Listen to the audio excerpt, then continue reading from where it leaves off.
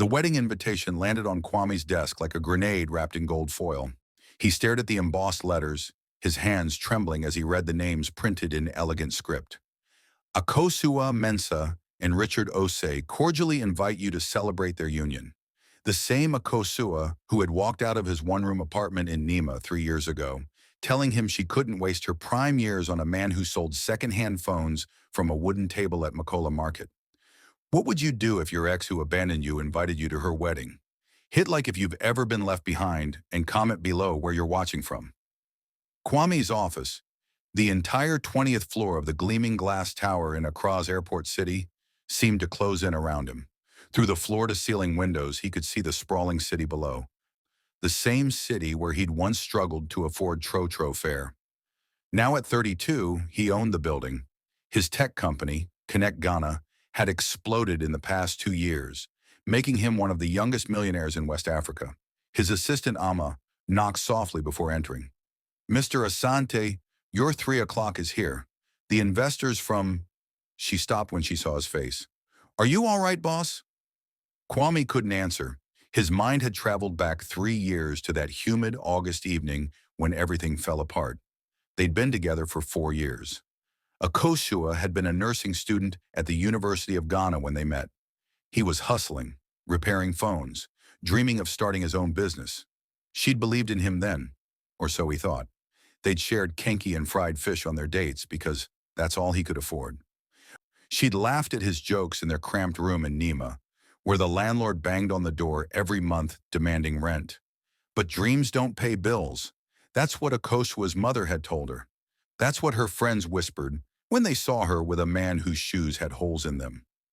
The breaking point came on a Friday evening. Kwame had come home excited, clutching a business proposal he'd been working on for months.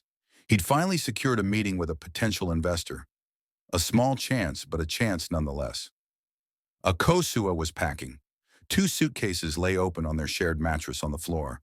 Her clothes, her shoes, her dreams of a better life, all being folded away from him. "Akosua, what's happening?" She didn't look at him. "I'm leaving, Kwame." "Leaving? To where? What do you mean?" "I mean, I'm done. I'm done waiting for you to become something. I'm done eating gari and groundnuts for dinner. I'm done pretending that love is enough when my mates are getting married to men with cars and real jobs." Kwame's world tilted. "But the investor meeting, I told you things are about to change." "That's what you always say." Akosua finally turned to face him, and he saw something in her eyes he'd never seen before. Contempt. "It's always next month, next year, when this deal goes through." "I'm 26 years old, Kwame. I want children. I want a home. I want a life, not promises." "So you're just going to abandon everything we built?" "What did we build?" She gestured around the tiny room with its peeling paint and shared bathroom down the hall. "This? 4 years, and this is all you have to show for it." "My mother was right.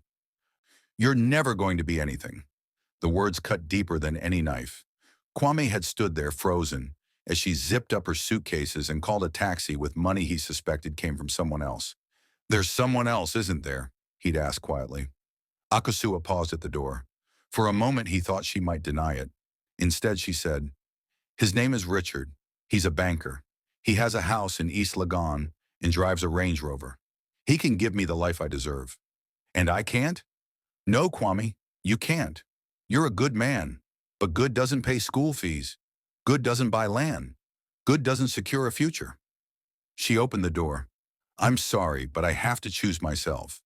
And she'd left, just like that. 4 years dissolved in one evening. Now, holding this wedding invitation, Kwame felt that old wound tear open. But beneath the pain was something else, something cold and calculating. "Sir?" Amma was still standing there, concerned. Kwame looked up at her, then at the invitation, then back at the window overlooking the city he'd conquered despite everyone's doubts. "Amma, clear my schedule for the wedding date." "Sir?" "I'm going to a wedding." A smile played at his lips, but it didn't reach his eyes. "And I think it's time Akosua learned what she walked away from." As Amma left, Kwame pulled out his phone and made a call to his lawyer. If Akosua wanted to see what he'd become, he'd show her. but he'd also show her what it cost to underestimate a man with nothing to lose. What he didn't know was that Richard Osei, Akosua's wealthy fiancé, was hiding secrets that would make Kwame's revenge plans look like child's play. What do you think Kwame should do? Should he go to the wedding or move on? Drop your thoughts in the comments, and if you're loving this story so far, hit that subscribe button and turn on notifications. You won't want to miss what happens next when Kwame shows up at that wedding. Share this with someone who loves a good revenge story. The Mercedes-Benz S-Class glided through Accra's traffic like a shark through water. Kwame sat in the back seat, adjusting his custom-tailored Tom Ford suit, midnight blue with subtle pinstripes that cost more than 3 months of his old rent. His Patek Philippe watch caught the afternoon sunlight as they passed by Makola Market, where he'd once sold phones from a wooden table. 3 weeks had passed since the invitation arrived. 3 weeks of careful planning. "We're approaching the venue, sir," his driver, Kofi, announced as they turned onto a tree-lined street in East Legon, Accra's most exclusive neighborhood. The wedding was being held at the Royal Senchi Resort, but the pre-wedding cocktail party, the one Kwame had strategically chosen to attend, was at Richard's family mansion, a sprawling compound with manicured lawns, a fountain, and cars that cost more than most Ghanians earned in a lifetime. Kwame had done his research. Richard Osei came from old money. His grandfather had been a cocoa merchant who'd made strategic investments during Ghana's independence. Richard himself was a senior executive at Stanbic Bank, drove a Range Rover Sport, and belonged to the Akimoda Golf Club. On paper, he was everything Kwame hadn't been 3 years ago, but paper could be deceiving. As Kofi opened the car door, Kwame stepped out onto the cobblestone driveway. Heads turned immediately. The guests, mostly Accra's elite in their expensive kente and designer agbada, whispered among themselves.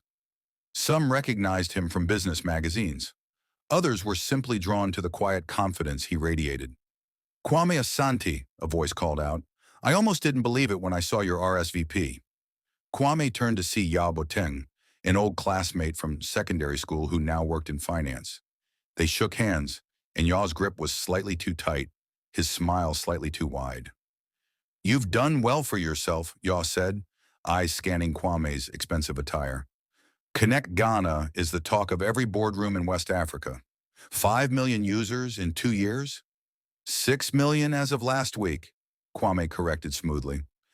"But who's counting? And you're here for Akosua's wedding."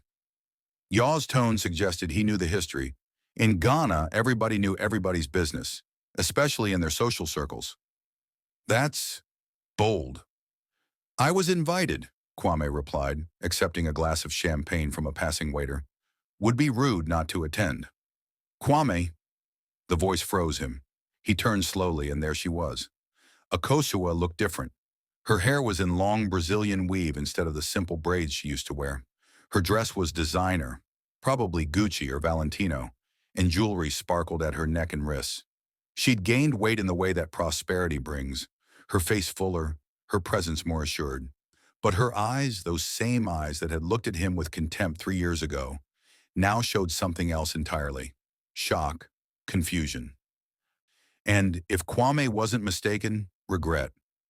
"Akosua," he smiled, noting how her hand trembled slightly around her own champagne glass. "Congratulations on your upcoming wedding. Thank you for the invitation. I didn't think you'd actually come." Her voice was smaller than he remembered. Behind her, a group of women, probably her bridesmaids, watched with open curiosity. "Why wouldn't I? We were friends once." The word friends hung in the air like an insult. "Besides, I wanted to wish you well. Richard seems like a good man." "He is," Akosua said quickly, defensively. "He's very good to me." "I'm sure he is. A Range Rover and a house in East Legon can be very good to anyone." Akosua's face flushed. "Kwame, that's not fair." "Fair." Kwame's smile didn't waver, but his voice dropped lower. "You're right. Let's not talk about fair at your engagement party. Where is the lucky man, anyway? I'd love to meet him properly." "He's inside, handling some business calls. The bank, you know how it is." "Oh, I know exactly how it is." Kwame sipped his champagne. "Though I'm surprised he's working on his engagement party day. When you love someone, You make time." Before Akoshua could respond, a commotion erupted near the mansion's entrance. A woman's voice, sharp and angry, cut through the garden party's polite chatter. "Where is he? Where is Richard?" The crowd parted and a woman stormed through, mid-30s, beautiful but disheveled, holding a baby that couldn't have been more than 6 months old. Her eyes were wild with fury and desperation. "Richard O.C.," she screamed toward the mansion. "Come out here and face your son." The garden fell silent. Even the birds seemed to stop singing. Kwame watched Akoswa's face drain of color, watched her champagne glass slip from her fingers and shatter on the stone pathway. "Who is that?" someone whispered. "Is that baby? Oh my God, did she just say—" Richard emerged from the mansion, his face a mask of panic poorly disguised as confusion. He was tall, light-skinned, with the kind of soft features that came from a life without hardship. "Abina, what are you doing here? We talked about this." "Talked?" The woman, Abina, laughed bitterly, tears streaming down her face. "You mean when you promised to marry me? When you said you'd leave your family's arranged marriage plans and we'd raise our son together? Or do you mean last week when you sent your lawyer to offer me money to disappear?" The baby started crying. The sound seemed to wake everyone from their shock. Guests pulled out phones, some recording, others texting frantically. In Ghana's high society, scandal spread faster than Harmattan winds. Kwame remained perfectly still, watching the scene unfold. This was better than anything he could have planned. He glanced at Akosua, who stood frozen, her expensive dress suddenly looking like a costume, her carefully constructed new life crumbling around her. "Akosua," Richard started, moving toward his fiancée. "This is just a misunderstanding." "A misunderstanding?" Abena shifted the baby to her other hip. "I have text messages, bank transfers, photos of us together last month. Your son has your eyes, Richard. Everyone here can see it." Richard's mother rushed out of the mansion, her face contorted with rage, but not at her son. "Security! Remove this woman from my property immediately." "I'm not going anywhere until everyone knows the truth," Abena shouted. "Until she knows." She pointed at Akosua. "That man you're about to marry, he's been with me for 2 years. Our son's name is Kofi Richard Osei, and he's 6 months old. Do the math, sister. He was sleeping with both of us." Akosha made a sound, something between a gasp and a sob. She looked at Richard, searching his face for denial, for explanation, for anything that would make this nightmare untrue. Richard's silence was answer enough. "You knew," Akosua whispered. "You knew, and you were going to marry me anyway." "Baby, listen." Richard reached for her, but she stumbled backward, her designer heels catching on the broken champagne glass. Kwame moved without thinking, catching Akosua before she fell. For a moment, they were close enough that he could smell her perfume. Expensive now, not the cheap body spray she used to wear. Her eyes met his, and in them he saw the same fear and betrayal he'd felt 3 years ago. "Careful," he said softly. "Wouldn't want you to hurt yourself over a man who doesn't deserve you." The irony wasn't lost on either of them. Security guards were escorting Abena away, but the damage was done. Guests were leaving in clusters, their phones already lighting up with calls and messages. The society wedding of the year had become the scandal of the decade. Kwame gently released Akosua and stepped back. "I should go. This seems like a family matter." He straightened his suit jacket. "But Akosua, that life you thought you deserved, the one with the Range Rover and the big house? Be careful what you wish for. Sometimes the package isn't what it appears to be." He started toward his car, then paused and turned back. "Oh, and if you ever need anything, a lawyer perhaps, or just someone who remembers when you were real instead of polished, you have my number. I'm sure it's the same one you blocked 3 years ago." As his Mercedes pulled away from the chaos, Kwame's phone rang. His lawyer. "I saw the videos already," Kwame answered. "Social media works fast." "This isn't about that," his lawyer said. "It's about the investigation you asked me to run on Richard Osei. You need to see what we found. He's not just a cheater, Kwame. He's a criminal." Kwame's grip tightened on the phone. "Send me everything." As Accra's skyline came into view, Kwame realized that his revenge had just taken an unexpected turn. He'd come to show Akosua what she'd lost. Instead, he might be the only person who could save her from what she'd found. What would you do in Akoswa's position? Stay and fight or run away? Drop your thoughts below. And if you think Kwame should help his ex or leave her to face the consequences, comment your opinion. Don't forget to hit that like button and subscribe to Tales by Olal for more dramatic stories that will keep you on the edge of your seat. The rain hammered against Kwame's office windows 2 days after the disastrous engagement party. Accra's rainy season had arrived with a vengeance, flooding streets and trapping people in their homes, but not trapping secrets. Those continued to flow freely across social media, in WhatsApp groups, and through the city's efficient gossip network. Kwame sat behind his mahogany desk, reviewing the files his lawyer had compiled on Richard Osei. Each page revealed another layer of corruption: fraudulent loan approvals, embezzlement from the bank, offshore accounts in the Cayman Islands. Richard had been stealing for years, hiding behind his family name and his position at Stanbic Bank. The Bank of Ghana is launching an investigation, his lawyer, Ni Arma, had explained during their morning meeting. Richard's been approving loans to shell companies he controls, then defaulting on them. We're talking about 20 million cedis, maybe more. 20 million cedis, nearly $4 million. All stolen while Richard played the respectable banker, the eligible bachelor, the man with the Range Rover and the mansion. A knock interrupted Kwame's thoughts. Amma entered, her expression uncertain. "Sir, there's someone here to see you. She doesn't have an appointment, but she says it's urgent." "Who?" "Akosua Mensah." Kwame's chest tightened. He'd wondered if she would come, wondered if pride would keep her away, or desperation would bring her to his door. "Send her in." Akosua entered like a woman walking through a dream, or a nightmare. She wore simple jeans and a loose blouse, no makeup, her expensive weave pulled back in a ponytail. Without the designer clothes and jewelry, she looked younger, more like the nursing student he'd fallen in love with years ago. "Thank you for seeing me," she said quietly, standing awkwardly near the door, as if unsure whether she had permission to enter fully. Kwame gestured to the chair across from his desk. "Sit. Would you like water? Coffee?" "Water, please." Her voice was hoarse, as if she'd been crying. Probably had been. He poured water from the bottle on his desk, noting how her hands shook when she accepted the glass. They sat in silence for a moment, the rain providing a soundtrack to their discomfort. "Your office is beautiful," Akosua finally said, looking around at the modern furniture, the awards on the walls, the view of Airport City's skyline. "You've done well, Kwame. Better than anyone imagined." "Better than you imagined, you mean?" She flinched but didn't deny it. "Yes, better than I imagined." "Why are you here, Akosua?" She took a shaky breath. "The wedding is canceled, obviously. Richard's family is trying to contain the scandal, but it's everywhere. My mother won't answer my calls. My friends," she laughed bitterly, "my friends have disappeared faster than morning mist.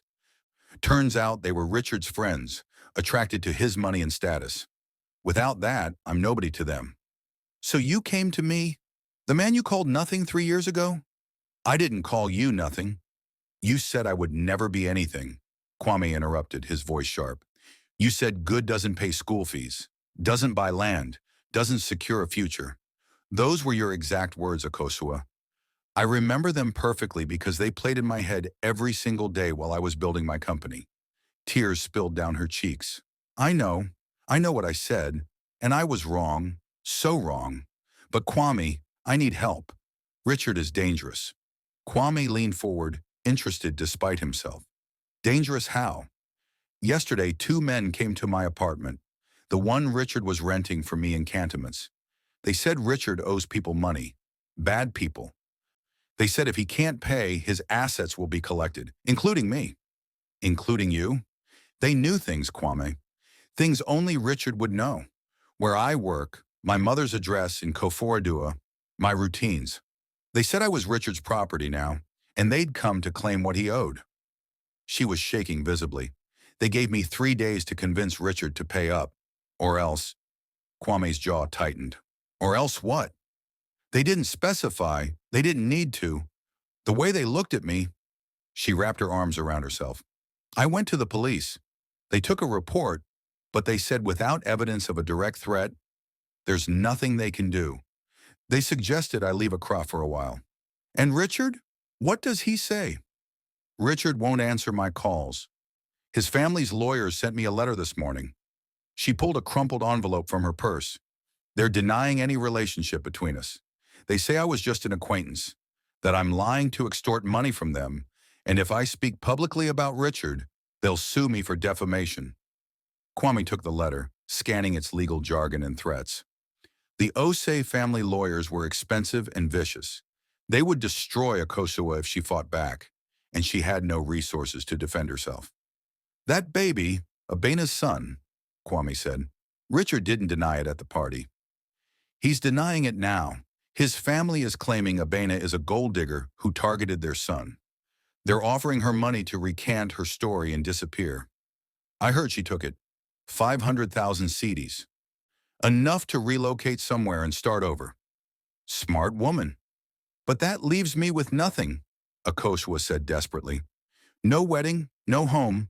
Richard already evicted me from the cantonment's apartment. My nursing license expired last year because I stopped working when Richard said he'd take care of me. I have no job, no savings of my own, and dangerous men threatening me over debts I didn't create. She looked at Kwame with red-rimmed eyes. I know I have no right to ask you for anything after what I did.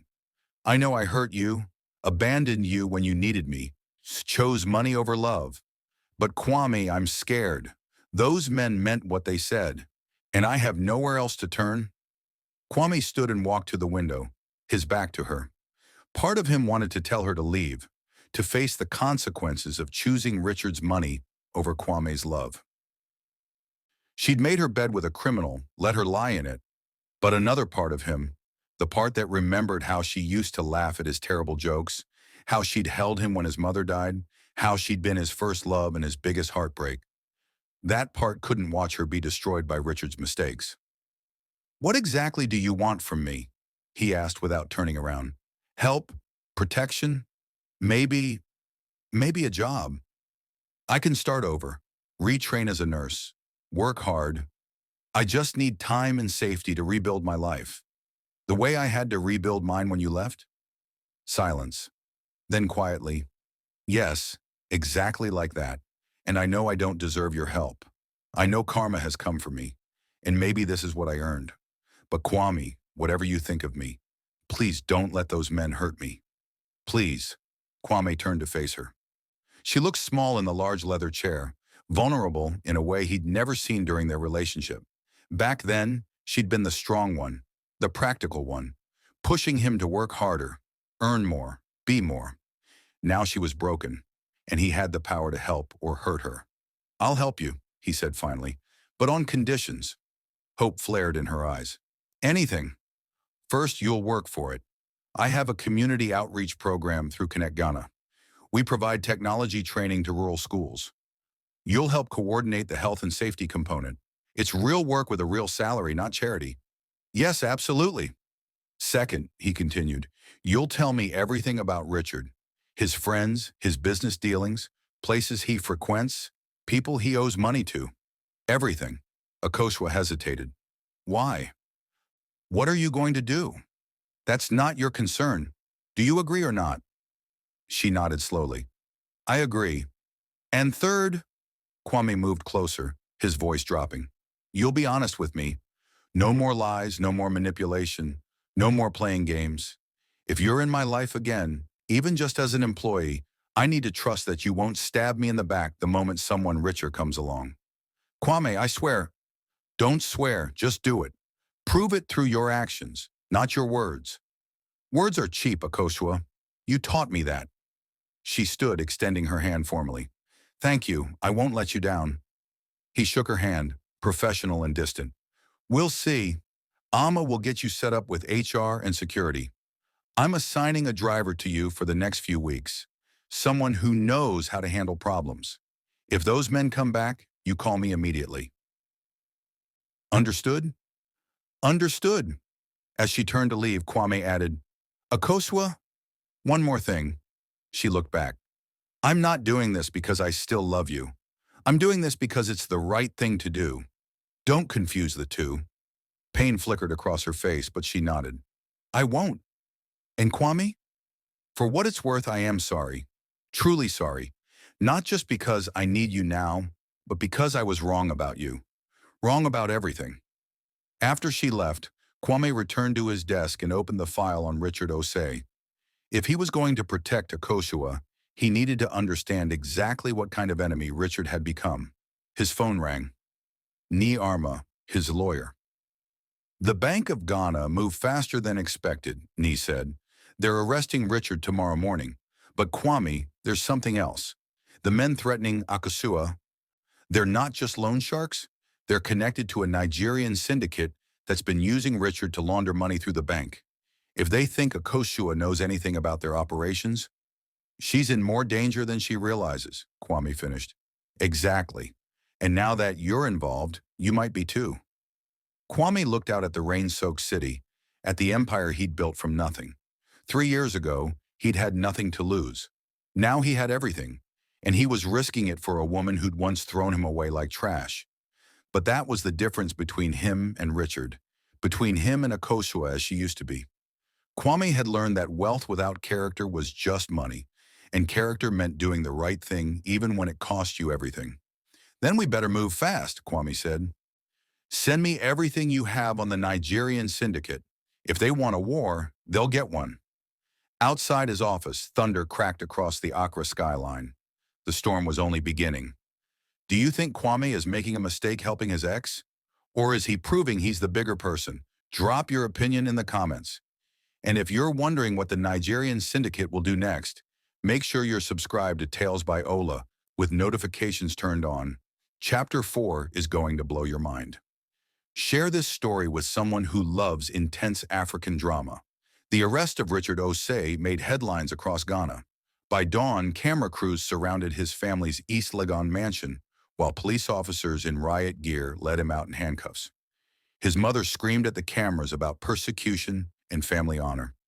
His father, a retired Supreme Court judge, remained silent, his face a mask of shame. Kwame watched the news from his home gym, running on the treadmill in his Trisaco Valley estate, the same exclusive neighborhood where Ghana's president and foreign ambassadors lived.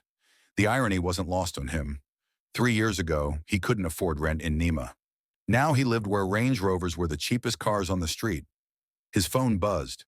Akosua's name flashed on the screen, the number he'd unblocked yesterday after she'd entered his life again. They came back, she said without greeting, her voice tight with fear. The men. They're outside my sister's house in Dansaman. I'm hiding in the bathroom. Kwame, they have guns. Kwame immediately stopped the treadmill. Stay where you are. Don't open any doors. I'm sending help. He made 3 calls in rapid succession. First to Sergeant Mensah, a retired military officer who now ran security for Connect Ghana. Second to his lawyer, Ni Arma. Third to someone he'd hoped never to contact, his cousin Kojo, who'd spent years in Nigeria working in private security and knew how the syndicates operated. 20 minutes later, Kwame's convoy of 2 SUVs pulled up to a modest compound in Dansaman, one of Accra's middle-class neighborhoods. 2 men loitered near a black Toyota Camry with Nigerian plates, pretending to talk on their phones while watching the house. They wore expensive watches and gold chains, the uniform of enforcers who wanted to be noticed. Sergeant Mensah, a barrel-chested man with scars on his forearms, approached them directly. This is private property. You need to leave. The taller enforcer, with tribal marks on his cheeks that identified him as Yoruba, smiled without warmth. We're just visiting friends. Free country, isn't it? Not when you're threatening women? Kwame emerged from his vehicle, flanked by 2 more security personnel. Especially women under my protection. The Yoruba man's eyes narrowed. Kwame Asante, the phone boy who got lucky. We know who you are. Then you know I'm not someone you want problems with. Kwame's voice was calm but carried steel underneath. Whatever Richard owes you, take it up with him. The woman has nothing to do with his business. The woman was going to be his wife, the second enforcer said, his accent thick with Nigerian pidgin English. That makes her collateral. Our boss doesn't like losing money. Your boss is Chukwudi Okafor, Kwame said, using the information Kojo had provided. Lagos-based, runs money laundering operations through West African banks. Richard was one of his pawns. But I'm offering you something better. The enforcers exchanged glances. Better how? Richard stole from his bank and from your boss. I have information on where he hid some of the money. Accounts, properties, assets his family doesn't know about. Information worth more than threatening a woman who has nothing. And why would you help us? Because I don't help criminals, Kwame said. But I also don't let innocent people get hurt. You get what you came for, you leave Akashua alone, and everyone goes home alive. That's the deal. The Yoruba man pulled out his phone, stepped away to make a call. When he returned, his expression was unreadable. Our boss wants to meet you. Tonight, he's in Accra on business. Tell him I'll meet him at the Labadi Beach Hotel. Public place, 7 p.m. Come alone or don't come at all. After the enforcers drove away, Kwame retrieved a Kosua from her sister's house. She emerged shaking, her sister Ifua hovering protectively beside her. You can't stay here anymore, Kwame told them both. They know this address. Akosua, pack what you need. You're staying at one of my properties until this is resolved. I can't impose. It's not an imposition. It's survival. He turned to Efua. You and your family should visit relatives upcountry for a few weeks. Once these people mark a location, they don't forget. Afua's husband, a school teacher named Kofi, nodded grimly. We'll leave today. Akosua, go with him. He's trying to help you. An hour later, Kwame installed Akosua in a serviced apartment in cantonments, secure, modern, with 24-hour security. It was smaller than the place Richard had rented for her, but safer. Why are you doing this? Akosua asked as Kwame's security team swept the apartment for bugs or tracking devices. You could just pay them off and be done with me. Because paying them off doesn't solve the problem, Kwame replied, checking the window locks personally. It just delays it. These people need to understand that threatening you has consequences. But meeting with them? Kwame, they're dangerous criminals. What if they hurt you? He looked at her directly. 3 years ago, I had nothing. No money, no power, no way to protect myself or the people I loved. That powerlessness nearly destroyed me when you left. I swore I'd never be powerless again. So no, Akosua, I'm not afraid of them. They should be afraid of me. The certainty in his voice sent a chill through her, not of fear, but of recognition. This wasn't the struggling phone seller she'd abandoned. This was someone who'd learned to navigate Ghana's complex power structures, someone who understood that wealth meant nothing without the will to use it. There's something I need to tell you, Akosha said as Kwame prepared to leave, about Richard and the money he stole. What about it? Some of it is still in an account I had access to. Richard put my name on it months ago, said it was for wedding expenses. I never used it. The account made me uncomfortable, all that money from nowhere. But it's still active, almost 3 million cedis. Kwame went very still. You have access to 3 million cedis of stolen money? I didn't know it was stolen, not until the arrest. But yes, the account is partially in my name. The bank hasn't frozen it yet because it's structured as a personal account, not a business one. Where's the documentation? She retrieved a folder from her bag, account statements, passwords, everything needed to access the money. Kwame flipped through the pages, his mind racing. This changes things, he said slowly. This gives us leverage. What do you mean? The Nigerian syndicate wants their money back. Richard's family will fight to protect their assets. The bank wants to recover what was stolen. But you, he held up the documents. You have something everyone wants and nobody knows about yet. Kwame, I don't want anything to do with that money. It's dirty. Maybe. But it's also power, and right now we need power to keep you alive. He pocketed the documents. Don't mention this account to anyone. Not the police, not the lawyers, not even your family. Understood? She nodded, though uncertainty clouded her eyes. At 6:45 p.m., Kwame arrived at the Labadi Beach Hotel's restaurant overlooking the Atlantic Ocean. The venue was expensive and public, witnesses everywhere, security cameras, wealthy patrons who'd notice if anything went wrong. Exactly the kind of place where criminals did business while maintaining deniability. Chukwudi Okafor arrived precisely at 7, flanked by 2 bodyguards who positioned themselves at nearby tables. Chukwudi was in his 50s, well-dressed in traditional Nigerian agbada with gold embroidery. He could have been a businessman, a pastor, or a politician. In Lagos, he was all three, plus a criminal mastermind. Kwame Asante. Chukwudi's handshake was firm, his smile practiced. I've heard interesting things about you. Connect Ghana is impressive. 6 million users, expansion into 5 countries.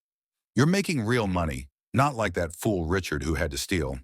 I prefer earning to stealing, Kwame said, sitting across from him. Creates fewer problems. Usually, yes, but sometimes earning is too slow, and opportunities present themselves. Chukwudi ordered palm wine despite the upscale setting. So, you promised information about Richard's hidden assets. I'm listening. First, we established terms. You get what you're owed. Akosua Mensah walks away clean, untouched, forgotten. No revenge, no future threats, no using her as leverage. Agreed? That depends on the value of your information. Kwame slid a single piece of paper across the table. An account number, nothing more. That account contains 3 million cedis. Money Richard stole from your laundering operation through the bank. His family doesn't know about it. The police don't know about it. But I know about it, and I can make it accessible to you. Chukwudi's expression didn't change, but his fingers tightened slightly on his glass. 3 million cedis is good, but I'm owed 8 million. What about the rest? The rest is in properties. 2 houses in Kumasi registered under shell companies, commercial real estate in Takoradi, investments in a gold mining operation. I have the documentation for all of it. Documentation that proves those assets came from your money, not Richard's family wealth. And you're giving me this information out of goodness of your heart? I'm giving you this information because I want Akosua Mensah left alone. I'm also giving you a choice. Chase after Richard's family through lawyers and courts, which will take years and get you nothing because they'll hide everything behind legal structures. Or take what I'm offering now, recover most of your losses immediately, and move on. Chukwudi studied Kwame for a long moment. You love this woman still, even after she left you for Richard. That's why you're protecting her. What I feel for her is irrelevant. What's relevant is whether we have a deal. Why should I trust you? What stops you from going to the police after I leave Akosua alone?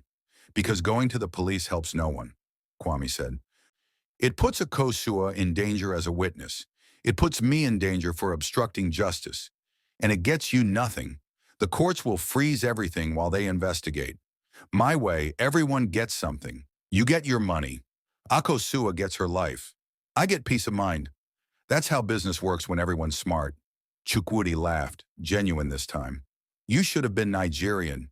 You think like us, practical, not emotional. He extended his hand. Deal. Give me the documentation, the account access, everything. And the woman is forgotten. Tell her to stay out of Lagos, though. I can't control what every soldier in my organization remembers. Fair enough. They shook hands and Kwame passed over an envelope containing everything Chukwudi needed. As the Nigerian crime lord left with his bodyguards, Kwame sat alone at the table, watching waves crash against the beach in the darkness. His phone rang. Niar Ma, his lawyer. The police want to interview Akosua, Ni said. They found evidence Richard was planning to marry her to legitimize some of his assets. They think she might have been complicit. She wasn't. She was just another one of his victims. You and I know that. But the investigators see a woman who was about to marry into money while Richard was stealing millions. They're calling her in tomorrow morning for questioning. Kwame closed his eyes. One problem solved, another emerging. That was how it worked when you got involved in other people's chaos. The problems multiplied like weeds. I'll be there with her, Kwame said. Make sure our best defense attorney is present. Akosua doesn't say anything without legal counsel. Kwame, are you sure about this? Getting deeper into her mess? No, Kwame admitted, but I'm already in it. Might as well see it through. After ending the call, he sat watching the ocean for another hour, thinking about choices and consequences, about the woman he'd once loved and the man he'd become. Somewhere in the distance, lightning flashed over the water, another storm approaching Accra. His phone buzzed, a text from Akosua. Thank you for today, for everything. I don't deserve your help, but I'm grateful for it. Whatever happens tomorrow at the police station, I want you to know you've already done more than enough. Kwame didn't respond immediately. Instead, he thought about the account she'd given him access to, the 3 million cedis he just handed over to a Nigerian crime lord. Money that had been partially in Akoshua's name, money she could have used to rebuild her life. He'd given it away to protect her, and she didn't even know what she'd lost. Finally, he typed back, "Get some rest. Tomorrow will be difficult. We'll face it together." As he drove home through Accra's nighttime traffic, Kwame wondered if he was protecting Akoshua or punishing himself. Maybe both. Maybe neither. All he knew was that the woman who'd broken his heart was now completely dependent on him for survival. And whether that was justice, revenge, or just life's bitter irony, he couldn't quite decide. Is Kwame falling back in love with Akoshua, or is he just being noble? What do you think will happen at the police station? Drop your predictions in the comments. This story is getting more intense with every chapter. Make sure you're subscribed to Tales by Ola so you don't miss what happens next. Hit that like button if you're Team Kwame. The Ghana Police Headquarters in Accra's Ministries area was buzzing with activity when Kwame arrived with Akoshua the next morning. Journalists had caught wind that Richard Osei's former fiancée was being questioned, and camera crews blocked the entrance, shouting questions as security pushed them back. "Miss Mensah, did you know about the embezzlement? Were you helping Richard launder money? Is it true you're dating Kwame Asante now?" Kwame's security team formed a protective barrier as they escorted Akoshua through the chaos. She kept her head down, wearing a simple dress and no jewelry, the image of a respectful woman cooperating with authorities, not a criminal conspirator. Ni Arma had coached her well. Inside the interrogation room, Detective Inspector AJ waited, a woman in her 40s with sharp eyes and no-nonsense demeanor. Beside her sat a younger officer taking notes in a representative from the Economic and Organized Crime Office. "Miss Mensah," Inspector Ajay began once everyone was seated, "thank you for coming voluntarily. This is just a preliminary interview to understand your relationship with Richard Osei and your knowledge of his financial activities." "My client is happy to cooperate," said Nana Aguiman, the defense attorney Kwame had hired, one of Accra's most expensive legal minds. "But let's be clear from the start. Miss Mensah is a victim of Mr. Osei's deception, not a co-conspirator." Inspector Ajay smiled thinly. "We'll determine that through our questions. Miss Mensah, how long were you in a relationship with the accused?" "About 2.5 years," Akosua answered, her voice steady despite the trembling of her hands under the table. Kwame sat in the corner as an observer, since he wasn't family or legal representation, but his presence seemed to calm her. "And during this time, did Mr. Osei discuss his work at Stanbic Bank with you?" "Sometimes. He'd mention being tired from meetings or dealing with difficult clients, but he never discussed specific transactions or accounts. I'm not a financial person. I'm a nurse." "A nurse who hasn't worked in over a year," the EOCO representative noted, flipping through papers. "Yet you maintained an expensive lifestyle. Apartment in cantonments, designer clothes, international travel. How did you afford these things?" "Richard provided for me. He said he wanted to take care of me, that I didn't need to work." "Convenient." Inspector Ajay leaned forward. "Miss Mensah, we've discovered that your name appears on several bank accounts connected to Mr. Osei, accounts containing millions of cedis. Can you explain that?" Akosua glanced at Nana Aguiman, who nodded permission to answer. "Richard added my name to some accounts. He said it was for wedding planning, for our future together. I never used the money. I didn't even know how much was in those accounts until after his arrest. You expect us to believe that a woman about to marry a wealthy man never checked the bank accounts in her own name?" "My client's financial naivety isn't a crime," Nana interjected. "Many women trust their partners to handle money matters, especially in relationships where the man presents himself as financially sophisticated. Or many women deliberately remain ignorant so they can claim innocence later," Inspector Aji countered. She pulled out a document. "Miss Mensah, do you recognize this?" It was a property deed. Akosua's eyes widened as she read it. This has my signature, but I never signed any property documents. This deed transfers ownership of a commercial property in Takoradi to you." The property is worth approximately 2 million cedis. Your signature is dated 3 months ago. That's impossible. I've never been to Takoradi. I never signed this. Kwame leaned forward, examining the document. The signature looked like a Koshua's, but something was off about the way the letters curved.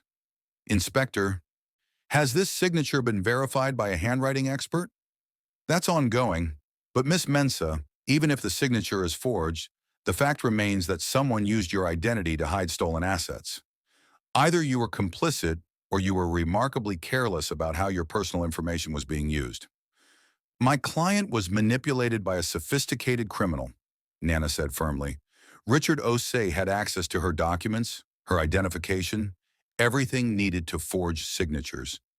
This is classic financial abuse, making the victim appear complicit while they're actually being used. The interrogation continued for 2 more hours.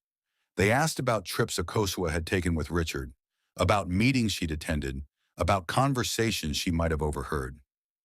With each question, a picture emerged of a woman who'd been kept deliberately ignorant, showered with luxury, while being positioned as a potential scapegoat.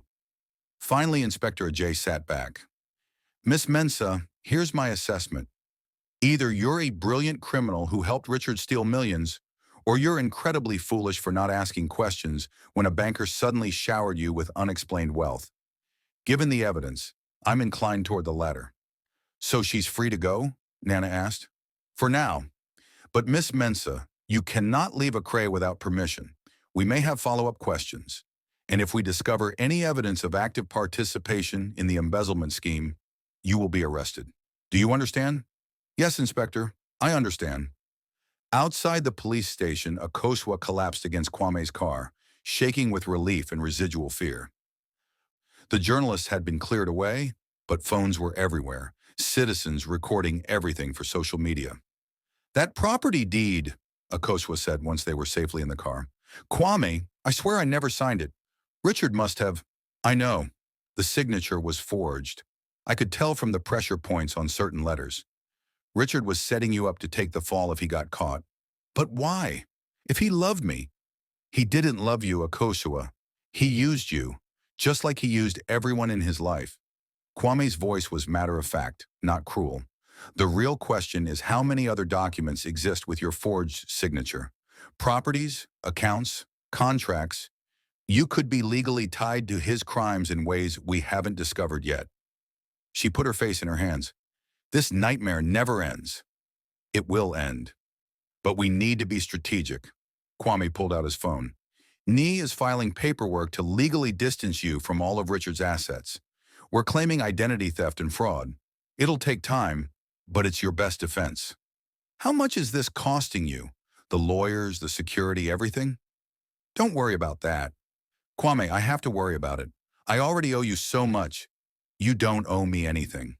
He looked at her directly. I'm not keeping a ledger, Akosua.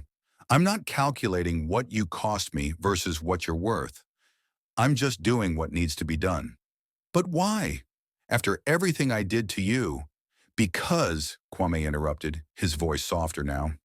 Someone once told me that good doesn't pay bills, doesn't secure futures, doesn't matter in the real world. I spent 3 years proving that person wrong. Proving that you can be successful and decent, wealthy and kind, powerful and compassionate. If I abandon you now, I prove you were right all along, and I refuse to do that. Tears streamed down Akosua's face. I was so wrong about you, about everything. Before Kwame could respond, his phone rang. An unknown number. He answered cautiously. Yes? Mr. Asante, my name is Grace Okoro. I'm a journalist with Joy News. I'm investigating Richard Osei's criminal network, and I believe you have information that could expose something much bigger than bank fraud. I don't speak to journalists without appointments. This isn't about getting a statement. This is about warning you. Richard wasn't working alone, and he wasn't the mastermind. There are people in Ghana's government, in the banking sector, in law enforcement, people who were part of his operation and who will do anything to keep it quiet. People who know you've been protecting Richard's ex-fiancée. Kwame's grip tightened on the phone. What people? Not over the phone. Can we meet? Today? It's urgent, Mr. Asante. I think you and Miss Mensah might be in more danger than you realize." After hanging up, Kwame sat in silence, his mind racing. He'd thought handling Chukwudi Okafor in the Nigerian syndicate was the end of it. But if Grace was right, Richard's network reached higher than anyone suspected, into the institutions meant to enforce the law. "What is it?" Akosua asked, seeing his expression. "We need to go somewhere safe, somewhere off the grid." He started the car. "I'm taking you to my family compound in the eastern region. It's remote, secure, and no one knows about it except my closest relatives." "Kwame, you're scaring me. What did that journalist say?" "That we're not dealing with one criminal. We're dealing with a system." He pulled into traffic, checking his mirrors constantly for tails. Richard was just one piece of a larger operation, and everyone who benefits from that operation will want to make sure his ex-fiancée, the woman who might know their secrets, stays quiet. "But I don't know their secrets. I don't know anything." "They don't know that. And in their world, it's safer to eliminate potential threats than to verify whether they're actually dangerous." As they drove out of Accra toward the eastern region's dense forests and cocoa farms, Kwame made a series of calls to his security team, to Niarma, to his cousin Kojo, who understood how criminal networks operated. The family compound was a 2-hour drive from the city, hidden in the hills near Aburi. It had belonged to Kwame's grandfather, a cocoa farmer who'd built a modest fortune that his children had squandered. Kwame had purchased it back 5 years ago, renovated it, and maintained it as a private retreat, somewhere to escape the pressure of being Ghana's tech golden boy. The compound consisted of 3 buildings arranged around a central courtyard with a massive mango tree. Solar panels on the roofs provided power. A natural spring supplied water. You could disappear here for months if needed. Kwame's Aunt Amma lived there permanently, maintaining the property and the small cocoa farm. She met them at the gate, a sturdy woman in her 60s wearing traditional kaba and slit, her gray hair wrapped in a colorful scarf. "Kwame, you didn't tell me you were coming." Then she saw Akosua and her expression shifted to recognition. "Is that—" "Yes, Auntie. We need to stay here for a few days. Quietly. No visitors. No telling anyone we're here."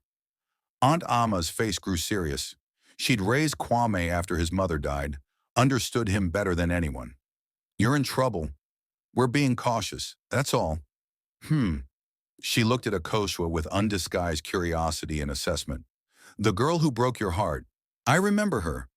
"Auntie, now she's here, and you're protecting her. Interesting how life works." She gestured toward the main house. "Come, you must be hungry. I made groundnut soup this morning." As Aunt Amma led them inside, Akosua whispered to Kwame, "She hates me. She doesn't hate you. She hates what you did to me. There's a difference." Inside, the compound was simple but comfortable. Polished concrete floors, wooden furniture, rooms that smelled of cedar and old stories. Aunt Amma served them soup and rice, watching Akosua with sharp eyes that missed nothing. "So," Aunt Amma said finally, "what exactly are you running from?" Kwame explained everything: Richard's arrest, the Nigerian syndicate, the police interrogation, the journalist's warning about a wider network. Aunt Amma listened without interrupting, her expression growing darker. "You've gotten yourself mixed up in serious business," she said when he finished. "For this one." She gestured at Akosua. "Kwame, I know you have a good heart, but sometimes a good heart makes foolish choices. Auntie, I couldn't just abandon her." "Why not? She abandoned you. Left you when you were struggling, chose money over love. Now she's in trouble and you come running like a puppy. Where's your pride?" "My pride is intact," Kwame said quietly, "but so is my conscience. I can live with her leaving me. I couldn't live with her being hurt or killed when I had the power to prevent it." Aunt Amma studied him for a long moment, then sighed. "You're just like your grandfather. He saved a rival farmer from bankruptcy once, a man who tried to steal our land. Everyone called him foolish, but he said doing right isn't about whether people deserve it. It's about who you choose to be." She stood collecting dishes. "You can stay as long as needed, but be careful, Kwame. Good hearts can be exploited." That evening, as the sun set over the cocoa farms, Kwame met with Grace Okoro via encrypted video call. The journalist was in her 30s, professional and intense. Thank you for agreeing to speak with me, Mr. Asante. What I'm about to tell you is based on 2 years of investigation, much of it unpublished because my editors are afraid of the people involved. I'm listening. Grace pulled up documents on screen. Richard Osei was part of a network we're calling the Cedar Group, powerful people in Ghana's financial sector who've been laundering money for international criminal organizations. They use legitimate banks, government contracts, and real estate to clean billions of cedis. The Nigerian syndicate you dealt with is one client. There are others from China, Lebanon, and Europe. How high does this network go? Bank executives, politicians, military officers, even judges. People with the power to make investigations disappear, witnesses recant, evidence vanish. Richard got careless and got caught, but the others are still operating, and they're terrified that he'll talk or that his fiancée knows something. Akosua knows nothing. She was just window dressing for Richard's respectable image. I believe you, but the Cedar Group doesn't know that. To them, she's a liability that needs to be managed. Grace leaned closer to her camera. Mr. Asante, 3 people connected to Richard's case have died in the past week. A bank employee who was cooperating with investigators, car accident, a lawyer who was preparing testimony, house fire, a witness who saw Richard meeting with Cedar Group members. Armed robbery gone wrong. The police are calling it coincidence. I'm calling it a cleanup operation. Kwame felt ice in his veins. You're saying they're killing anyone who might expose them? Yes, and Miss Mensa is on that list. So are you now for protecting her and asking questions? That's why I called, not for a story, but to warn you. These people are extremely dangerous and completely protected. If you're going to fight them, you need to be very, very careful.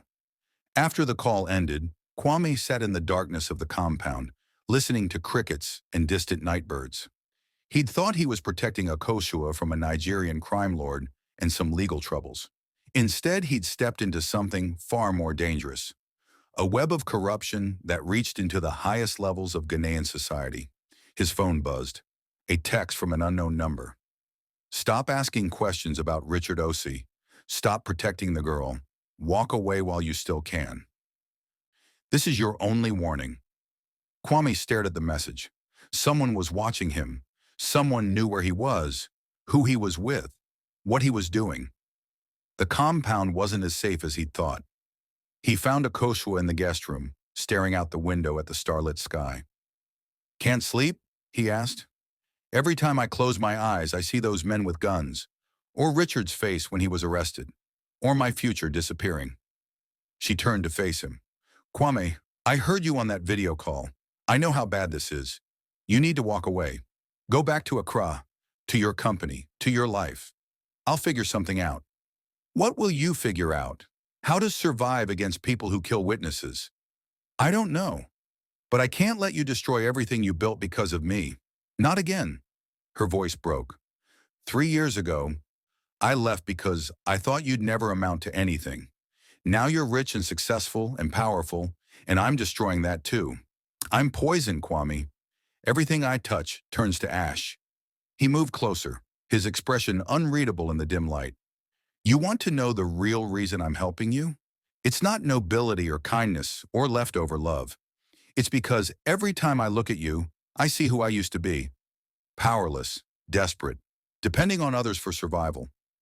I hated that feeling, hated being vulnerable, and I swore that if I ever had the power to change someone else's situation like that, I would. So I'm your charity project? Your way of proving you're better than I was? Maybe, or maybe I'm proving I'm better than I was. The man who had nothing and felt like nothing. You showed me that wealth without character is empty. Now I'm showing you that character without wealth is incomplete. You need both to survive in this world. Before Akosua could respond, gunshots shattered the peaceful night. They came from the compound's perimeter. 3 sharp cracks, followed by shouting. Kwame immediately pulled Akosua to the floor as more shots rang out. Stay down, he commanded, crawling toward the door. Aunt Amma burst in, carrying an old hunting rifle. Armed men at the gate, 4 of them. They're demanding we send out the girl. Kwame's mind raced. The compound was defensible, but not a fortress. His security team was 30 minutes away in Koforidua. The local police might be compromised. They were trapped. There's a back path through the cocoa farm, Aunt Amma said, leads to the main road 2 kilometers away. I can hold them here while you escape. Auntie, no. This is my land, my home. I know every tree, every hiding spot. You take the girl and go. Now! More gunshots. Closer. They were breaking through the gate. Kwame grabbed Akosua's hand, pulling her toward the back of the house. They ran through the darkness, stumbling over roots and rocks, the cocoa trees closing around them like protective shadows. Behind them, they heard shouting, more gunfire, Aunt Amma's rifle responding with defiant cracks. They ran until their lungs burned, until the sounds of violence faded behind them, until they reached the main road where a miracle appeared. A taxi, late-night driver heading back to Accra.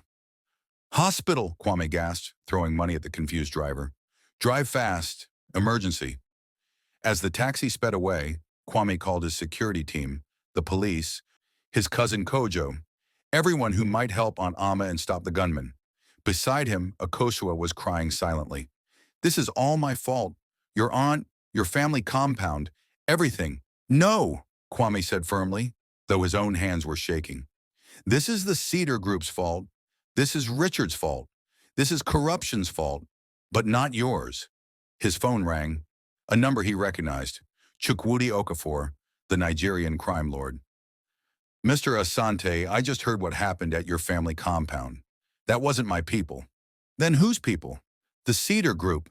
They've decided you're a threat that needs to be eliminated. You and the girl both. A pause. I kept my word. My organization won't touch her. But I can't control what the Ghanians do. You need to understand, these people own your country's institutions. Police, judges, military, they're all compromised. If you stay in Ghana, you die. What are you suggesting? Leave, tonight. I have a private plane that can take you to Lagos, then anywhere you want. Disappear for a while, let this blow over. I'm not running. Then you're dying. Is that really the legacy you want? Kwame Asante, brilliant entrepreneur, killed over someone else's woman? Chukwudi's voice hardened. I respect your courage, but courage without strategy is suicide. Think about it. The call ended. Kwame sat in the taxi with Akosua trembling beside him, his mind spinning with impossible choices. Fight a system that controlled everything, or flee and lose everything he'd built. Save Akosua and risk his own life, or abandon her to save himself. Be the good man who dies young, or the practical man who lives with regret. What are we going to do? Akosua whispered. Kwame looked at her, this woman who'd broken his heart and accidentally pulled him into a war against Ghana's most powerful criminals. This woman who represented everything he'd overcome and everything he still struggled with. I don't know yet, he admitted, but whatever I decide, there's no going back. The taxi raced through the darkness toward Accra, carrying 2 people who just learned that sometimes the price of doing the right thing is higher than anyone should have to pay. Will Kwame run or fight? Should he save himself or risk everything for Akosua? The safe house in Tama, Ghana's port city, smelled of salt air and old concrete. Kwame had purchased the property 2 years ago through a shell company, a modest bungalow in a middle-class neighborhood where nobody asked questions and neighbors minded their own business. It was the kind of place a tech millionaire would never be expected to hide. Akosua sat on the worn sofa, wrapped in a blanket despite the humid heat. She hadn't spoken since they'd received the news an hour ago. Aunt Amma had survived the attack. The gunmen had fled when local farmers, hearing the shots, arrived with machetes and hunting rifles. Rural Ghana still protected its own, but the message was clear. Nowhere was safe. Kwame stood by the window, phone pressed to his ear, coordinating with his security team. I want 24-hour surveillance on all my properties. Anyone approaches who isn't cleared, you call me immediately. And get Aunt Amma to a private hospital in Accra, the best care available. Boss, the police want to question you about the attack, Sergeant Mensah said. They're saying it might have been a robbery gone wrong. A robbery? In a remote compound with nothing valuable? They're either stupid or complicit. Kwame's voice was tight with anger. Tell them I'll come in when I have my lawyers present, not before. After hanging up, he turned to find Akosua watching him with hollow eyes. Your aunt almost died because of me, she said. How many more people will get hurt before you accept that I'm not worth it? That's not your decision to make. Then whose is it? Yours. You think you can just decide who lives and dies? Who suffers and who's protected? Her voice rose with hysteria. I left you, Kwame. I called you nothing. I chose money over love and walked away without looking back. Why are you doing this? Because someone has to. Kwame's control finally snapped. Because if everyone who got betrayed turned bitter and refused to help anyone, the world would be nothing but victims and predators. Because I spent 3 years becoming successful so I could be the kind of man who doesn't abandon people when it's inconvenient. But I abandoned you. Yes, you did. And it hurt like hell. It broke me in ways I'm still healing from. But Akosua, that doesn't mean I become you. That doesn't mean I turn into someone who only helps people who deserve it, who only does good when there's something in it for me. If I do that, you win. Your philosophy wins. That money is all that matters. That character is worthless. That good people finish last. Tears streamed down Akosua's face. I was wrong. About everything. About you. About Richard. About what matters in life. But my being wrong doesn't fix anything. Those men will keep coming. The Cedar Group will keep hunting us. And eventually, Kwame's phone rang, interrupting her. Grace Okoro, the journalist. Mr. Asante, I have news. Richard Osi is dead. The words hung in the air like smoke. What? Found in his cell 2 hours ago. Prison officials are calling it suicide. Hung himself with bedsheets. But my sources say there were signs of struggle, bruising inconsistent with hanging. They killed him, Kwame. The Cedar Group killed him to make sure he couldn't talk. Kwame sat down heavily. Richard, the man who'd stolen Akosua, who'd destroyed lives with his greed, who'd been the catalyst for this entire nightmare, was dead, murdered to protect people even more powerful than he'd been. There's more, Grace continued. Before he died, Richard managed to get a message out through a sympathetic guard.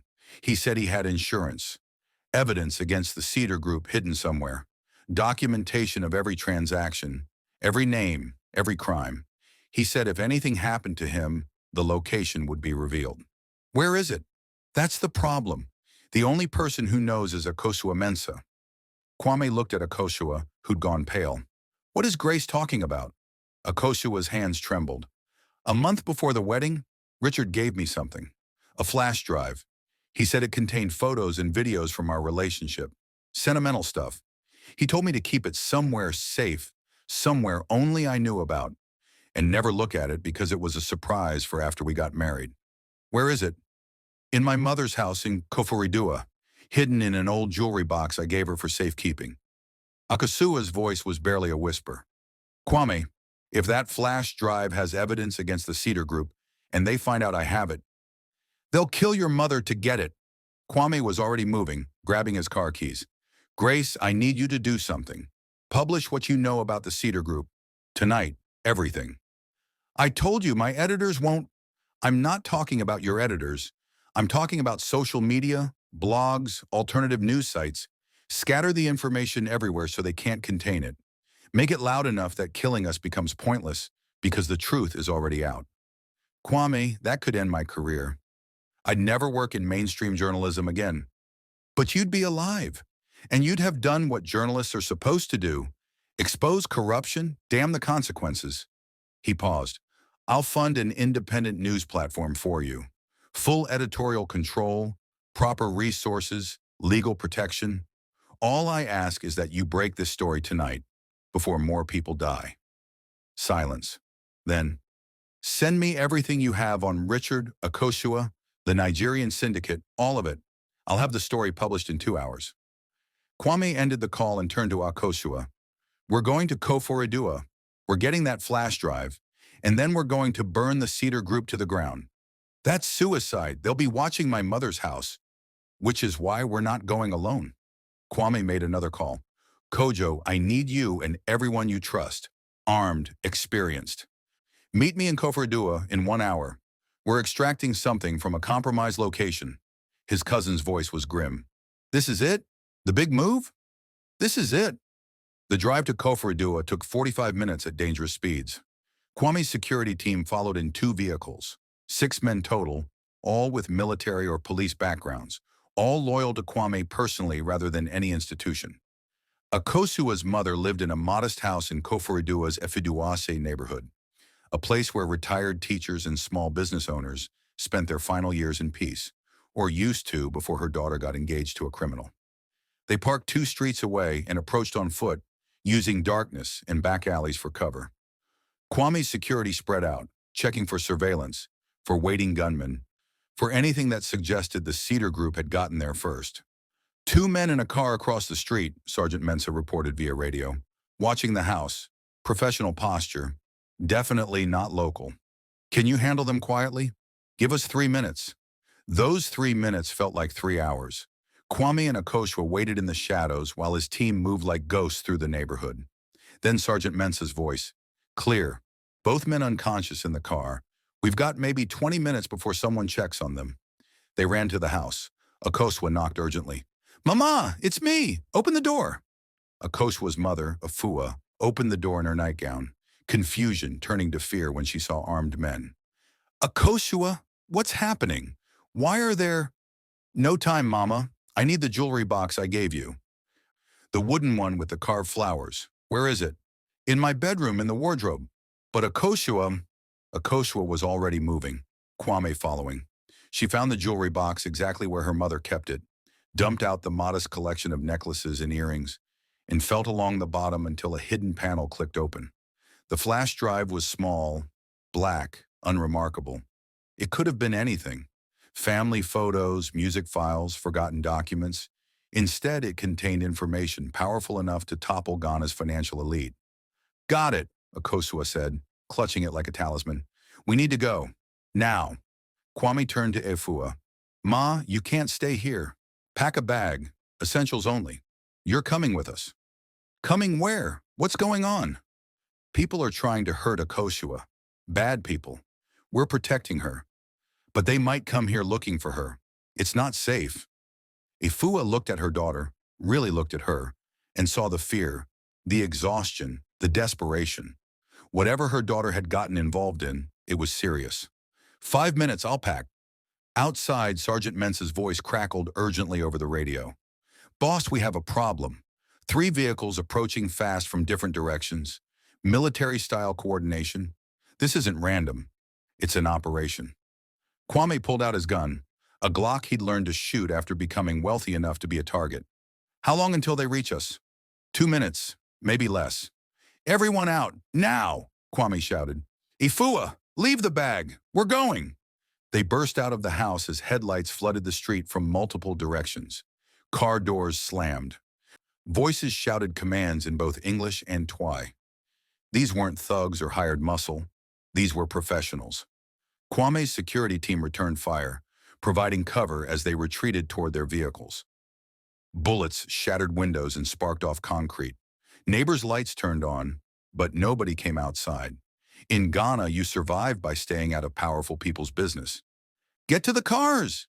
Kwame pushed Akosua and her mother toward the SUVs while his team laid down suppressing fire. They were 10 meters from the vehicles when a man stepped out of the shadows directly in their path. Tall, well-dressed, holding a pistol with the casual confidence of someone who killed often. Mr. Asante, Miss Mensah. His voice was cultured, educated. This has gone far enough. Give me the flash drive.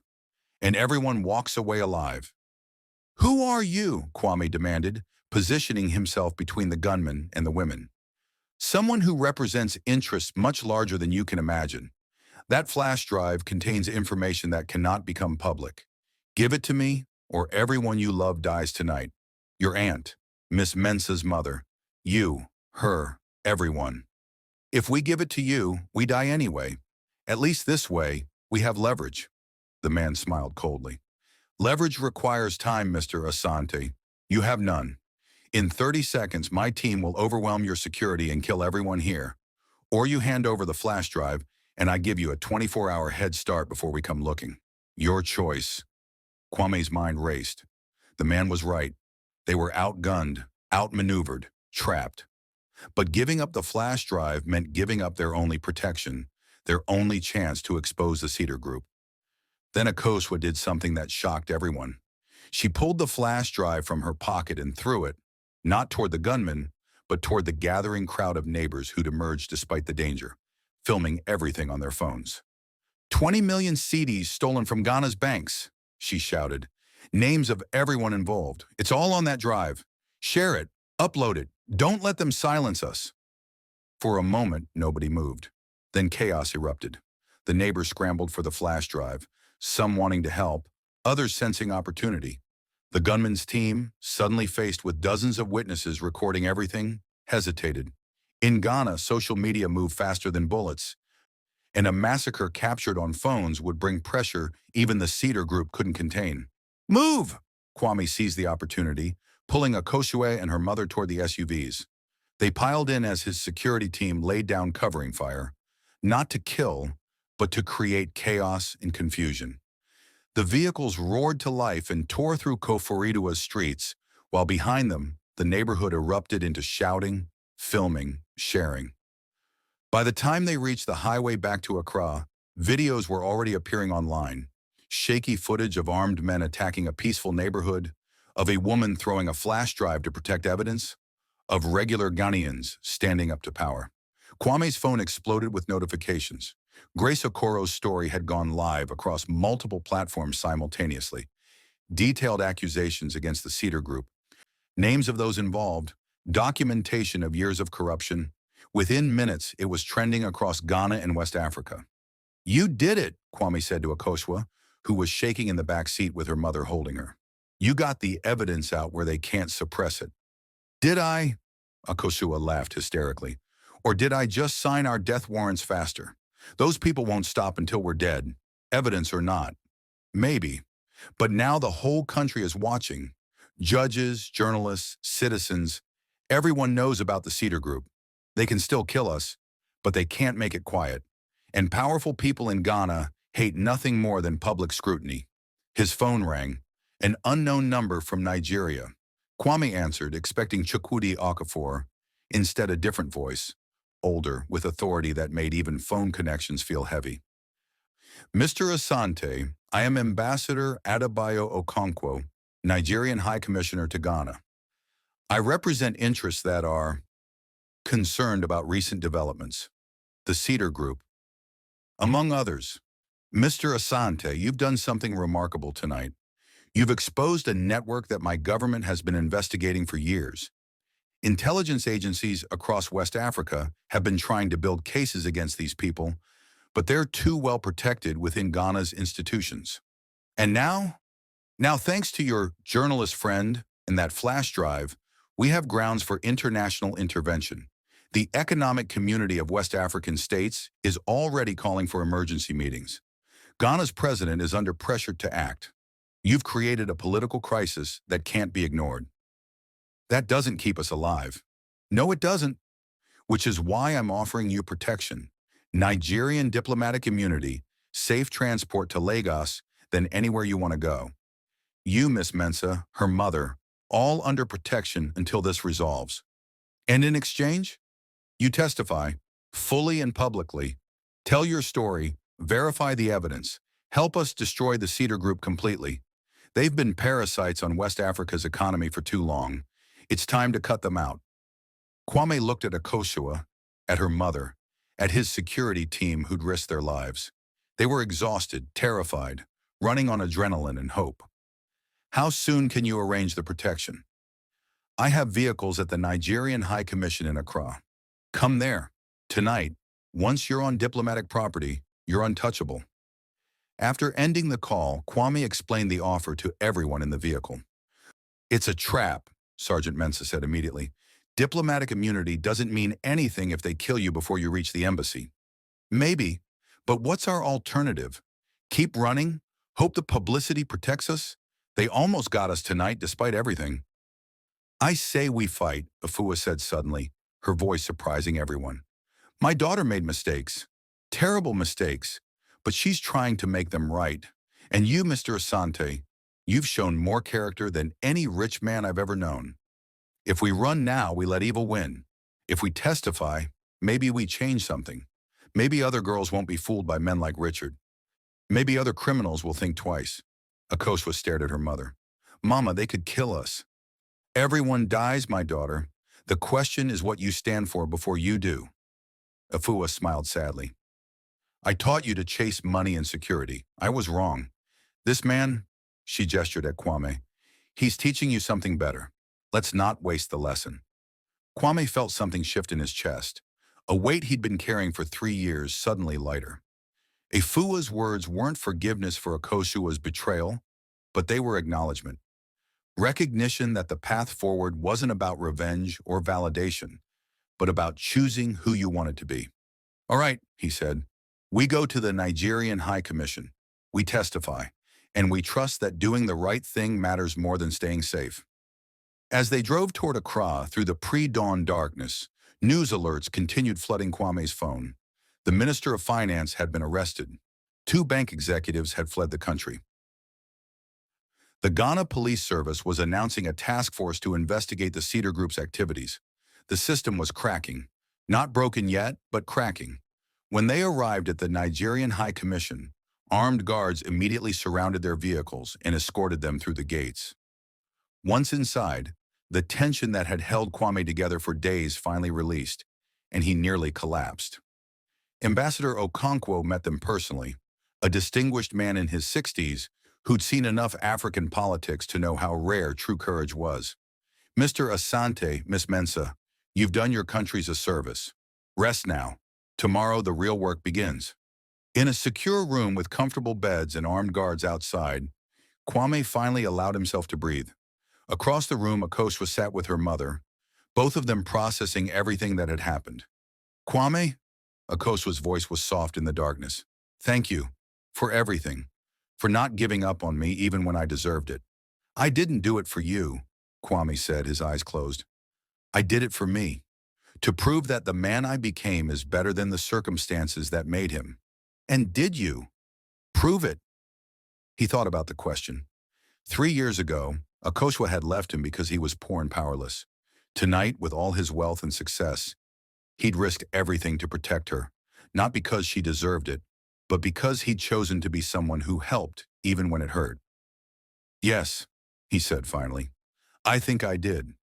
Outside, Accra was waking up to a new Ghana, one where corruption had been exposed, where ordinary citizens had stood up to power, where a phone seller who became a millionaire had proven that success and integrity weren't mutually exclusive. The battle wasn't over. The Cedar Group would fight back, witnesses would be threatened. Powerful people would try to contain the damage. But something fundamental had shifted. And in a secure room in the Nigerian High Commission, 3 people who'd survived betrayal, violence, and corruption finally slept. Not in safety, but in the fragile hope that maybe, just maybe, doing the right thing still mattered in a world that often rewarded the opposite. Can Kwame and Akosua survive long enough to testify? Will the Cedar Group be destroyed, or will they strike back? What do you think happens next? Drop your predictions below. And if this story is keeping you on the edge of your seat, subscribe to Tales by Ola and hit that notification bell. 6 months later, Kwame stood on the balcony of his new apartment in Ikoyi, Lagos, watching the Atlantic Ocean crash against the shoreline. Nigeria's commercial capital had become his temporary home. Temporary because nothing felt permanent anymore. Not after everything that had happened. The testimony had taken 3 months. International tribunals, parliamentary hearings in both Ghana and Nigeria, depositions for prosecutors across West Africa. Kwame, Akosua, and dozens of other witnesses had laid bare the entire Cedar Group operation. 20 years of corruption, billions of cedis stolen, lives destroyed. The results had been dramatic. Ghana's finance minister was in prison awaiting trial. 7 bank executives had been arrested. 2 Supreme Court judges had resigned in disgrace. The entire leadership of Stanbic Bank's corporate division had been replaced. The Nigerian syndicate that had threatened Akosua had been dismantled by Interpol, with Chukwudi Okafor himself extradited to face charges. And Richard Osei, the man whose greed and betrayal had set everything in motion, was buried in a quiet cemetery in Accra, his family too ashamed to give him the elaborate funeral they'd once planned.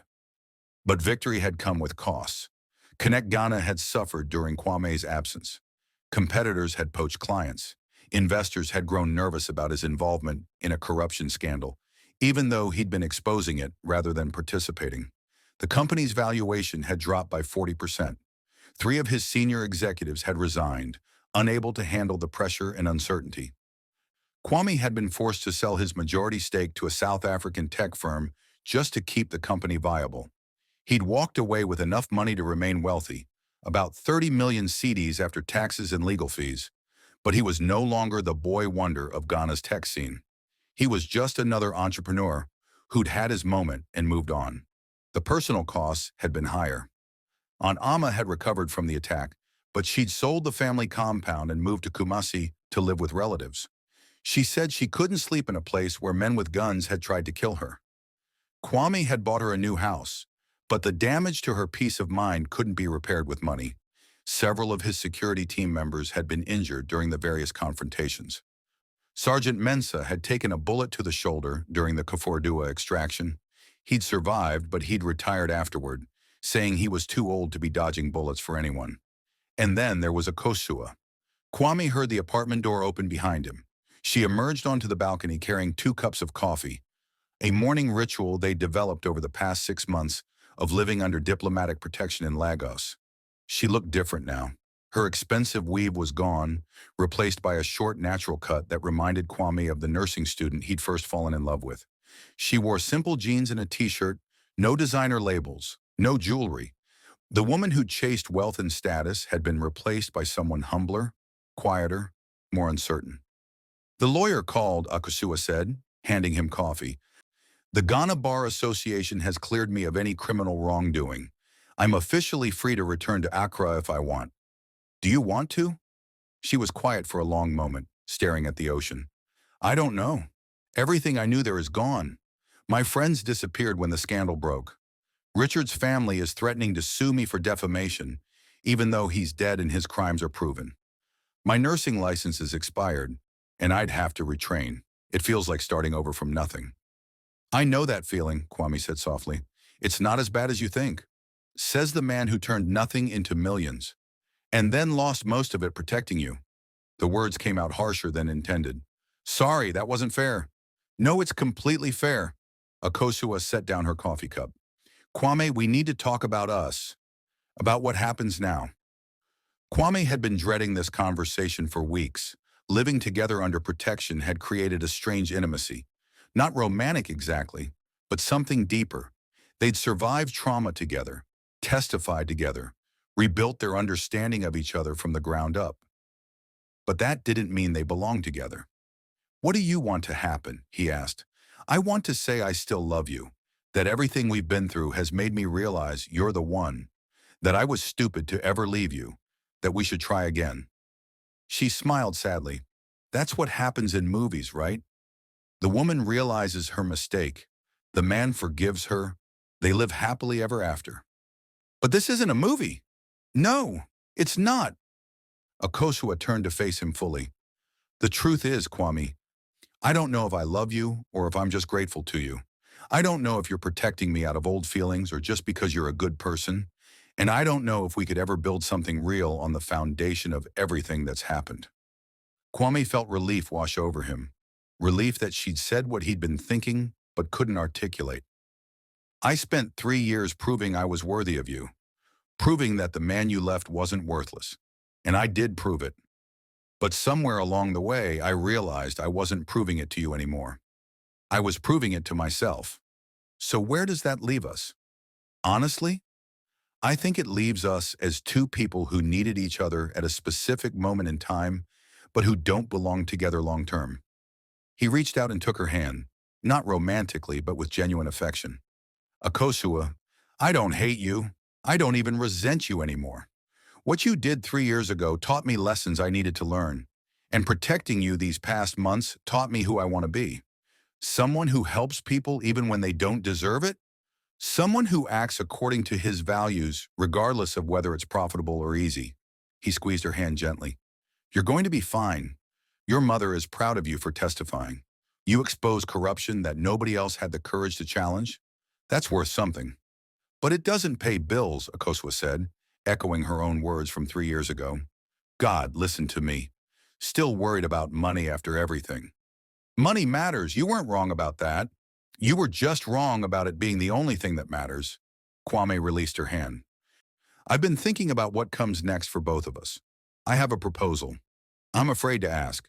Connect Ghana's new owners want to expand into healthcare technology, apps for rural clinics, telemedicine platforms, digital health records. They need someone who understands both technology and healthcare, someone who can bridge those worlds.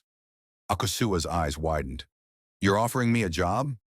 I'm recommending you for a job. What you did with it would be up to you. It's good money. Not Richard's stolen millions, but honest salary that can rebuild a life. And it's meaningful work that would actually help people. After everything, you'd still help me get back on my feet? I'm not helping you get back on your feet. I'm giving you an opportunity to stand on your own. There's a difference. He smiled slightly. Besides, you testified against the Cedar Group when you could have run. You threw that flash drive to the crowd when you could have bargained for your own safety. That took courage. Courage should be rewarded. Tears slipped down Akosua's cheeks. I don't deserve you. You're right, you don't. But you don't need to. That's the point. You need to deserve yourself. Become someone you're proud of, regardless of what anyone else thinks. They stood on the balcony in comfortable silence. Two people whose lives had intersected in painful and profound ways, now preparing to diverge again. What about you? Akosua finally asked. What's next for Kwame Asante? I'm starting something new, a foundation focused on protecting whistleblowers and corruption witnesses. Too many people stay silent because they can't afford the consequences of speaking up. I want to change that. Using your remaining money, some of it, and fundraising the rest. Turns out when you expose a multi-billion seedy corruption network, donors line up to support your next project. He laughed. The irony is that losing Connect Ghana might have freed me to do work that actually matters. I was so busy being successful that I forgot to ask whether success meant anything. Richard taught us both expensive lessons. Yes, he did. Kwame's expression darkened slightly. I've been thinking about him a lot lately, about how he had everything, money, status, opportunities, and threw it away because he was never satisfied, always needed more, always needed to prove himself, always needed to win. You're not like him. I could have been. 3 years ago when you left, I was so angry and hurt that I could have become someone bitter and ruthless, someone who measured worth only in status and revenge. But I didn't, and I'm proud of that. His phone buzzed. A text from Grace Okoro, the journalist who'd helped expose the Cedar Group. She'd won multiple awards for her reporting and had launched her independent news platform with Kwame's funding. It was thriving. The text read, "Major development. 2 more Cedar Group members arrested this morning in Accra. The investigation is expanding. You did this, Kwame. You changed Ghana." Kwame showed the message to Akosua, who smiled. You really did change things. One person standing up against a corrupt system? No, many people standing up. You, me, Grace, Aunt Ama, those neighbors in Koforidua who filmed everything, the prosecutors who risked their careers, the judges who didn't take bribes. Change is never one person. It's everyone who refuses to stay silent. A knock at the door interrupted them. Ifua, Akosua's mother, entered with breakfast. She'd been living with them in Lagos, cooking and keeping house while they testified and recovered. She'd become something of a mother figure to Kwame as well, the family he'd lost when his own mother died. Eat, she commanded, setting plates on the table. You both look too thin. All this stress and testimony. Nobody eating properly. They gathered around the small dining table, 3 people who'd been thrown together by crisis and who'd somehow become a family of sorts. As they ate, Efwa talked about her plans. She wanted to return to Ghana and open a small restaurant in Koforidua, using recipes she'd perfected over decades of cooking. I'll need a loan, she said, looking at Kwame. Small one. I'll pay you back with interest. Consider it an investment, not a loan. I'll be a silent partner. You run everything. Keep all the profits after we're even. Why would you do that? Because good food brings people together, Mama Fua. And Ghana needs more places where people come together honestly, not to scheme or corrupt, but just to eat and talk and be human. He smiled. Besides, your groundnut soup is the best I've ever tasted. I'm investing in excellence. After breakfast, as Afua cleaned up, Kwame and Akosua returned to the balcony. The morning sun was higher now, turning the ocean golden. When do you think we can safely return to Ghana? Akosua asked. The ambassador says maybe another month, long enough for the trials to progress, for security to stabilize, for public attention to shift elsewhere. Kwame paused. Will you be okay? Going back alone? I won't be alone. I'll have Mama and hopefully this new job you're recommending me for. And Kwame? She looked at him seriously. I'll have the memory of what you did for me. That's worth more than you know. Understanding that someone cared enough to risk everything, even when I didn't deserve it.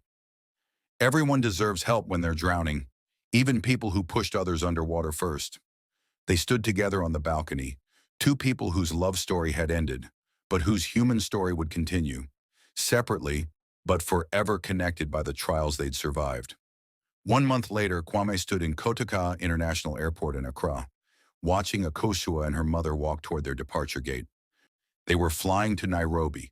Akosua had accepted the position with Connect Ghana's healthcare division, which was headquartered in Kenya. A fresh start in a new country, away from the ghosts of Ghana. She turned back one last time, caught his eye across the crowded terminal, and raised her hand in goodbye. Not a wave, too casual. Not a blown kiss, too romantic. Just an acknowledgement that their time together was ending. Kwame raised his hand in return, and then she was gone, disappearing into the security line with her mother beside her. He stood there for a long moment, feeling the weight of the past years settle and then lift. She'd come into his life as his first love and greatest heartbreak. She'd returned as a victim needing rescue, and she was leaving as, what? Not an enemy, not a lover. Perhaps just another person doing her best to survive and grow in a complicated world. His phone buzzed. A message from his lawyer. The foundation paperwork is complete. You're officially operational. First case already waiting. A bank employee who wants to expose fraud but can't afford to lose his job. Sound familiar? Kwame smiled and typed back. Send me the details. Let's make sure he doesn't have to choose between doing right and surviving. As he walked out of the airport into Accra's humid afternoon, Kwame felt something he hadn't felt in years. Peace. Not happiness exactly, not contentment, but peace with the choices he'd made and the person he'd become. His phone rang. Aunt Amma. Kwame, my son, when are you coming to visit? I've finished setting up my new house in Kumasi. It's beautiful.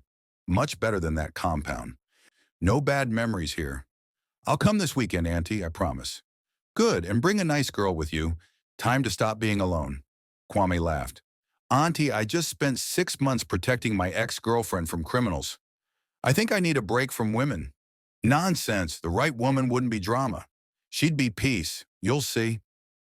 After hanging up, Kwame drove through Accra's traffic toward his temporary residence in Airport City. He'd sold his mansion in Tresako. Too many memories, too much house for one person.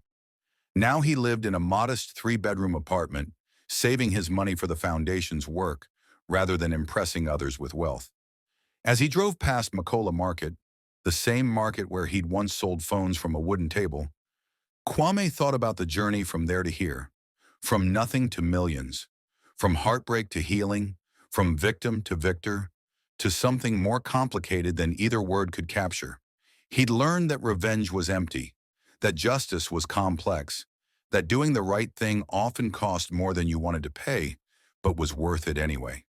He'd learned that the woman who'd broken his heart wasn't a villain, just a flawed human who'd made mistakes, like everyone, including himself. He'd learned that wealth without character was hollow, but character without resources was vulnerable. You needed both to survive and thrive. Most importantly, he'd learned that the unthinkable thing he'd done, helping the woman who'd abandoned him, wasn't weakness or foolishness. It was strength. It was choosing who he wanted to be, rather than letting circumstances or anger choose for him. That evening, Kwame sat in his apartment office, reviewing applications for the Foundation's assistance, stories of people who'd witnessed corruption but couldn't afford to speak up, people who wanted to do right but feared the consequences, people like he'd once been, powerless and afraid. Now he had power, and he would use it to make sure others didn't have to choose between integrity and survival. His phone buzzed one last time, a text from an unknown number. "Mr. Asante, you don't know me, but I worked at the same bank as Richard. I have evidence of more corruption, but I'm afraid to come forward. Your foundation? Is it real? Can you really protect people like me?" Kwame typed back carefully. "Yes, the protection is real. Call this number tomorrow and we'll discuss how to keep you safe while exposing the truth. You're not alone anymore." He hit send and leaned back in his chair, looking around his modest apartment, so different from the penthouse he'd once owned, the mansion he'd sold, the poverty he'd escaped. This was enough. This was right. Outside his window, across lights twinkled in the darkness. Millions of people hustling, surviving, trying to build better lives in a country still struggling with corruption, but slowly, painfully changing. Kwame Asante, the phone seller who'd become a millionaire, who'd lost the woman he loved and then saved her anyway, who'd fought a corrupt system and won at great personal cost, he sat in the gathering darkness and smiled. Not because his story had a Hollywood ending, not because he'd gotten revenge or found perfect love or achieved unambiguous victory, but because he'd done something rare and precious. He'd chosen the kind of man he wanted to be, and he'd lived according to that choice, regardless of the cost. Somewhere in Nairobi, Okoshwa was starting a new life. Somewhere in Kirikiri prison, the Cedar Group members were beginning long sentences. Somewhere in Ghana's banks and ministries, a few people were thinking twice before stealing, having seen what happened to Richard and his co-conspirators. And in a modest apartment in Accra, one man who'd been left behind when he was poor sat surrounded by purpose and peace, ready to help others who faced similar choices between safety and integrity. The woman who'd left him when he had nothing would never know that her betrayal had ultimately created something beautiful. A man who'd learned that being rich meant nothing compared to being righteous, and that the most unthinkable thing you could do wasn't revenge or bitterness, but grace. Kwame picked up his phone and recorded a voice message for his foundation's website, a message for everyone who felt powerless against corruption. "My name is Kwame Asante. 3 years ago, I had nothing. No money, no power, no way to fight injustice. Today I have resources, and I'm using them to make sure that doing the right thing doesn't mean losing everything. If you've witnessed corruption and you're afraid to speak up, call us. If you've been betrayed and manipulated and used, reach out. If you're drowning and everyone else has walked away, we're still here. Because in Ghana, in Africa, in this world, we rise together or we drown alone. And I choose rising." He posted the message and sat back, feeling the weight of responsibility and the lightness of purpose. Outside, Accra continued its eternal rhythm. Hustle and hope, corruption and courage, betrayal and redemption all mixed together in the beautiful, complicated, frustrating, inspiring mess of West African life. And in that mess, one man who'd been broken and rebuilt himself was now helping others do the same. That was the real unthinkable thing. Not revenge, not forgiveness, not even justice. Just one person choosing to be better than their circumstances and using that choice to lift others. That was enough. That was everything. That was the point of the entire painful, beautiful story.